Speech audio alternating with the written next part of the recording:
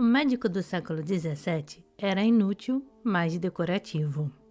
Casaco de cetim abotoado, calça de couro até abaixo dos joelhos, meia de seda e sapatos com fivela, babados de renda, peruca inteira, balançando uma bengala comprida com cabo oco de ouro, cheio de vinagre aromático de Marsella. A mistura eficaz usada por 4 ladrões de corpos aprisionados durante a epidemia de peste em Marsella e que nunca foram infectados. Era aspirado repetidamente para imunizar o médico contra a infecção e dar a ele tempo para pensar. A bengala tornou-se seu símbolo, a varinha mágica de Esculápio.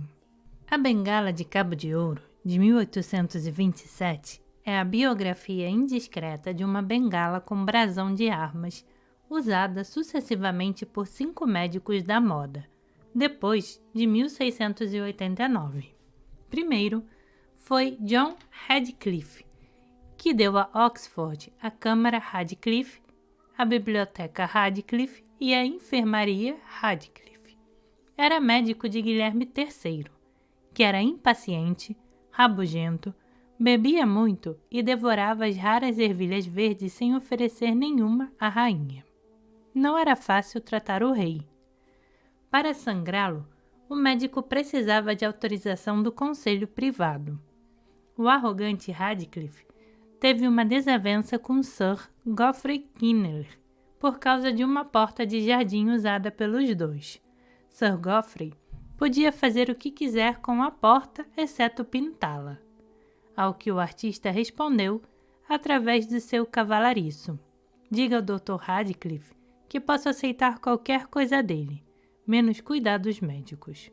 Muito bem, comentaram rindo os frequentadores de taverna em Fleet Street, onde Radcliffe despendia generosamente parte das 5.000 libras que ganhava por ano.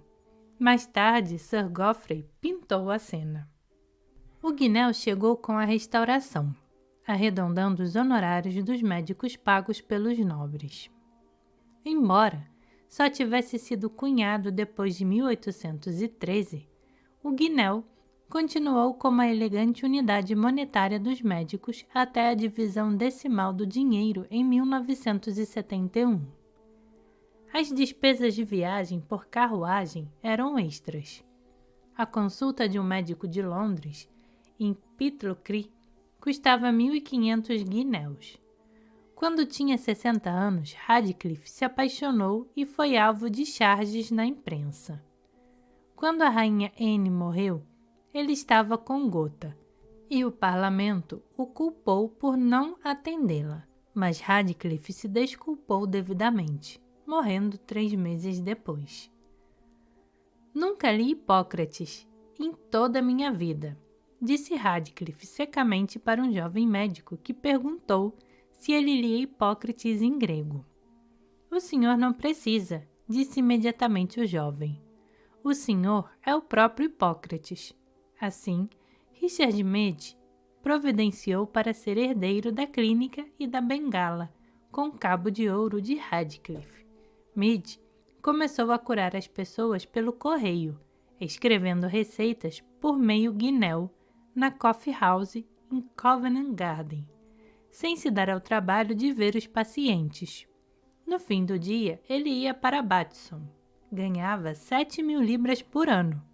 O Dr. Mead, disse o Dr. Johnson, viveu mais tempo em plena luz do sol do que qualquer outro homem.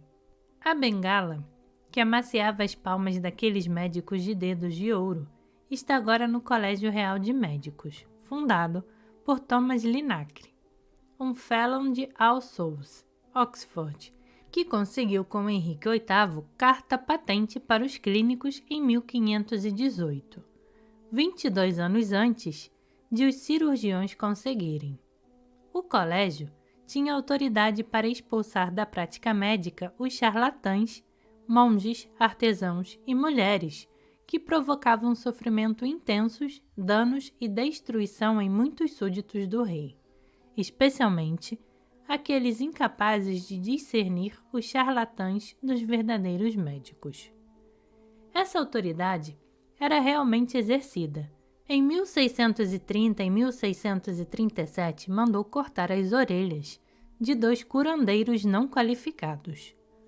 O bispo de Londres foi apaziguado com a permissão de continuar a licenciar médicos com a mesma liberdade com que ordenava sacerdotes. O Colégio Real de Médicos, onde está exposta a bengala com cabo de ouro, fica hoje perto do zoológico. Outros valiosos decoradores de 2 séculos da medicina. O médico do Dr. Johansson, William Eberden, que descreveu a angina pectoris e os nódulos de Ebergen, artrite nas pontas dos dedos. O excêntrico e rígido Quacre Thomas Hodgkin, considerado no Gans como o tipo de pessoa que eles não queriam na sua equipe de médicos.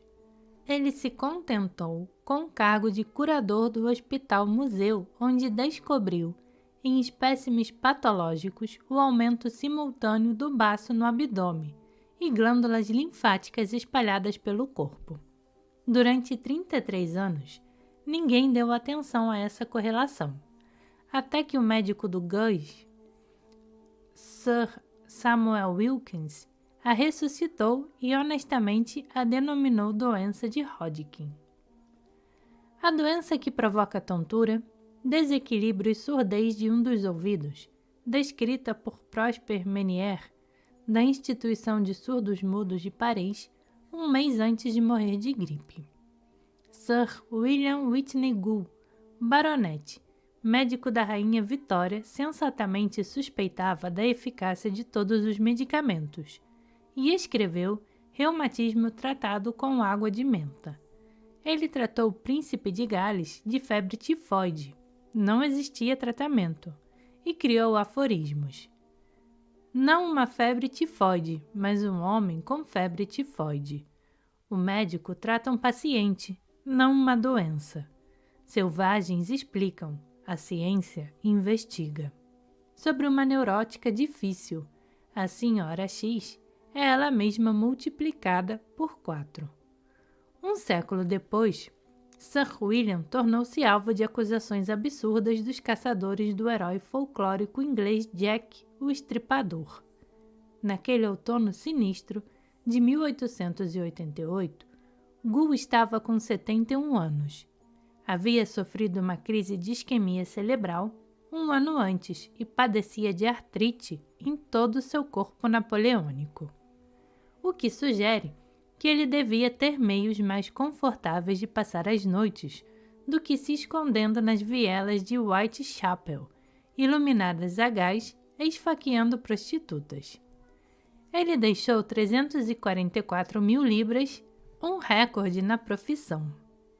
Sir William Richard Gould, de Yorkshire, neurologista, foi o primeiro a usar a lanterna mágica, o oftalmoscópio, para examinar a retina do olho e definiu o trato de Gould na médula espinhal. Sir Hans Sloane, médico que tinha um jardim exótico em Chelsea e fundou o Museu Britânico, deu nome à Praça Sloane, Avenida Sloane e ao Hans Crescent, todos na rua do Arrows, também Sloane Rangers.